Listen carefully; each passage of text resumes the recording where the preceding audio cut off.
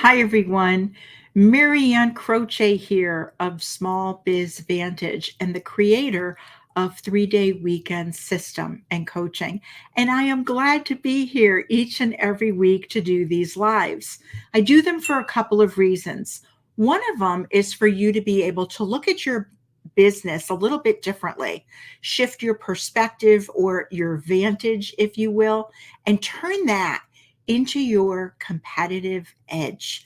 Because what I find is that there's average thinking and then there is pro, higher level thinking, and it's very different. So it really is a competitive edge for you to have. The second reason is for you to be able to take one action item away each week and implement it. It doesn't take these massive shifts or changes to really make an impact in your business.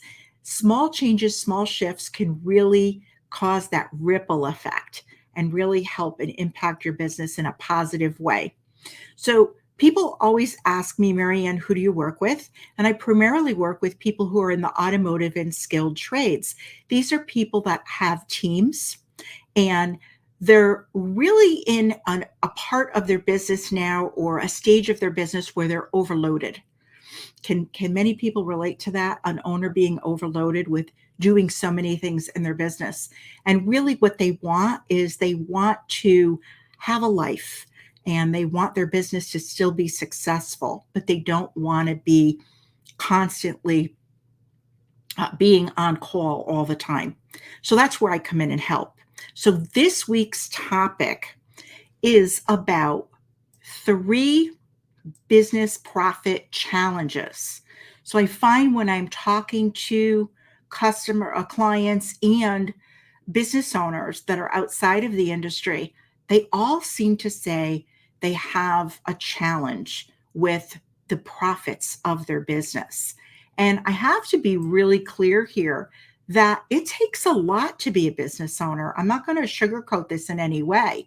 Going into business is really not for everyone.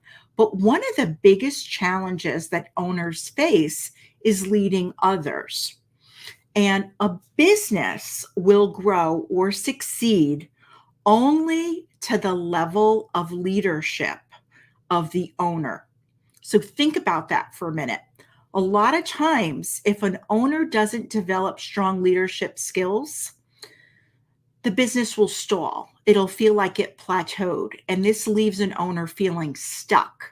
And they're wondering why. Like, why aren't I moving forward? So, one of the areas where owners get stuck, it's very common, is the financials. And that's really what I want to address today.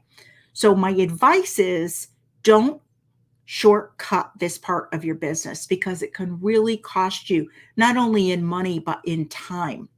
So, these challenges that people have that affect your profits, I call them 3 financial challenges. And what happens a lot of times when you're talking to people about their financials, I call them guesstimate financials. It's kind of a term that I've coined. Most owners don't have a financial background.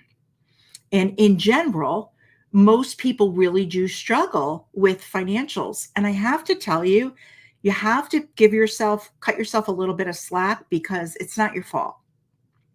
It wasn't taught in school or it wasn't taught very well in school. And as a result, most owners today don't really realize the true cost of business.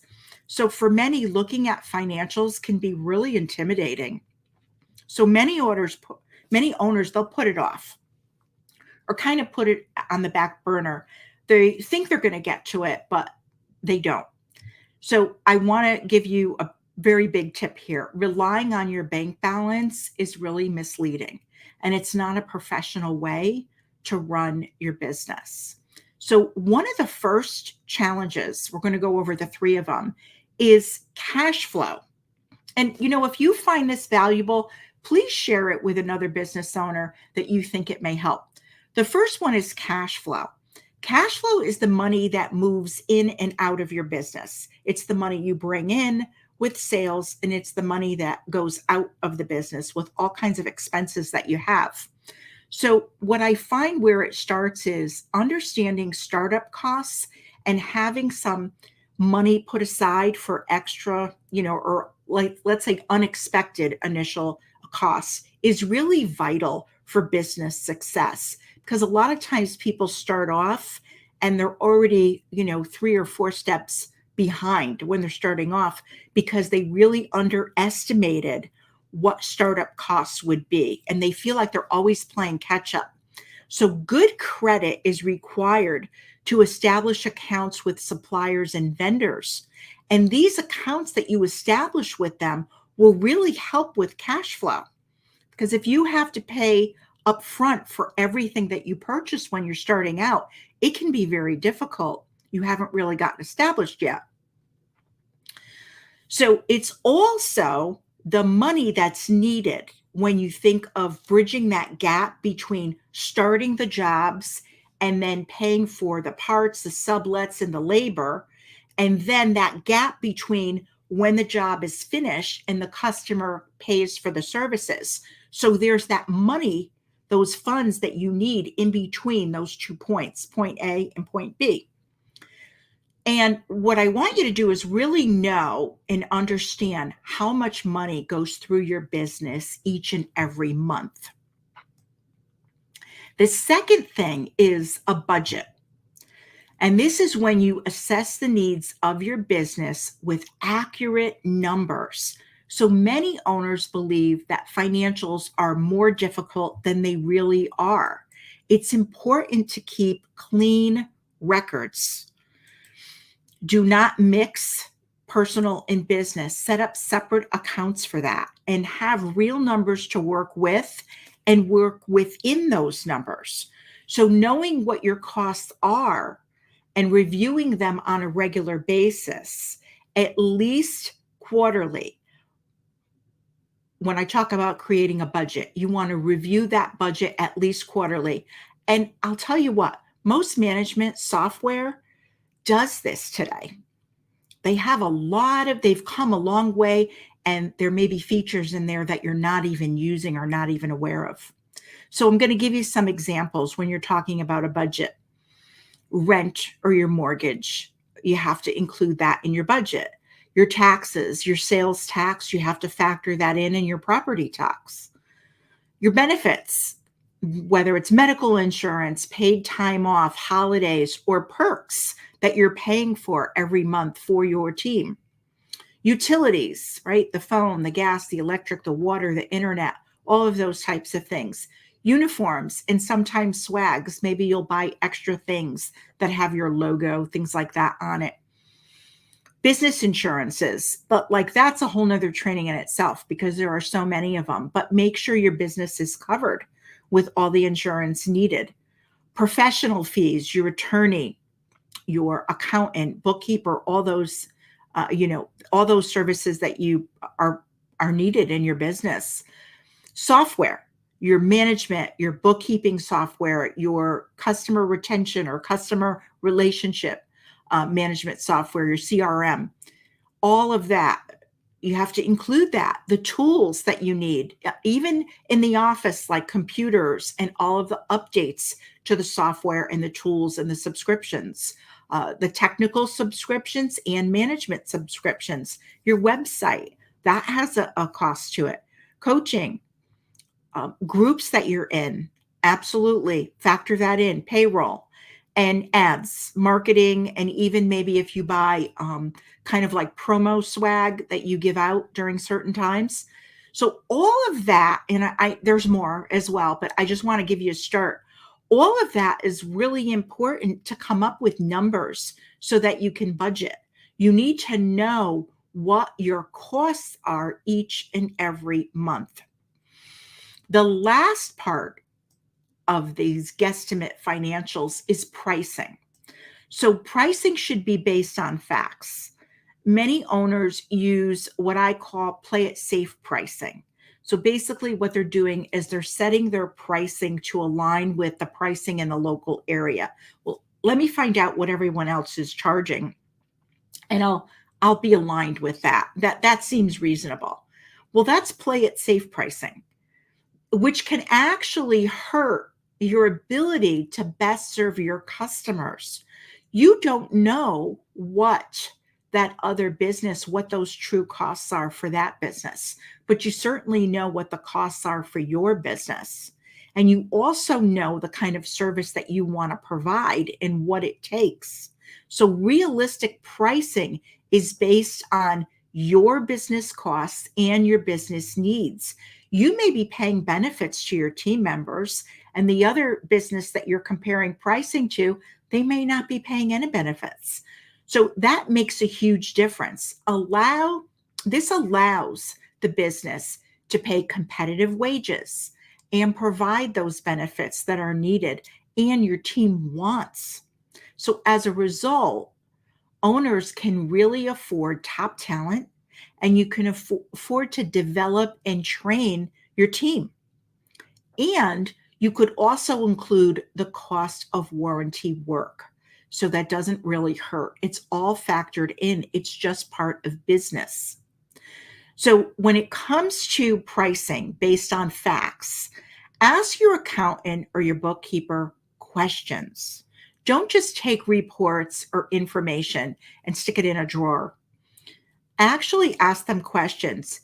Make Asking better questions will help you make better decisions, and you'll make them quicker and you'll make them with more confidence. Use your management software to its fullest. You're paying for it, but you're probably not using all of the features that you're actually paying for. And reporting is powerful if you use the data to take action. So when you pull those reports, you do something about it. You use that information that's coming out of those reports and you actually take action and make adjustments. And you have to remember that an owner is required by the IRS to pay themselves a fair wage for the role and the responsibilities that you've taken on. So if your business is making X amount of money and you look at the payroll in your company and you as the owner are taking out the least amount of money, that really doesn't make sense from a logical point of view. From an emotional point of view, you may have fears or concerns, but from a logical point of view, it doesn't really make sense. You're the one that's taking all the risk. A lot of owners forget that. So what you also want to factor in with pricing is you want to price for growth, which can include new team members, delegating, outsourcing tasks, new equipment, tools, technology. You want to price for that so that there's money that is in your budget for all of those things. Now, I'd like to share with you a pro thinking tip. And this is have a healthy money mindset. Many people today do not. Money is a tool. It doesn't define you, and it doesn't define your worth as a human being. I'm going to say that again. Money does not define your worth as a human being. It's a tool. So when challenges happen, rely on your business financials. Reach out to your accountant, your bookkeeper, or your coach. Ask questions so that you can best serve your community, your customers, your team, and your family with healthy profits. And this will ensure that your business will continue for years to come, whether or not you own it, have someone else manage it, or you sell it. With a solid, healthy business financial plan, you now have opportunities. This is huge. It made a big, big difference in my business as well. So that's it for business leadership in 15 minutes. I look forward to seeing you next week. And again, if you find this valuable, please share it with another business owner that it can help. So have an enjoyable week.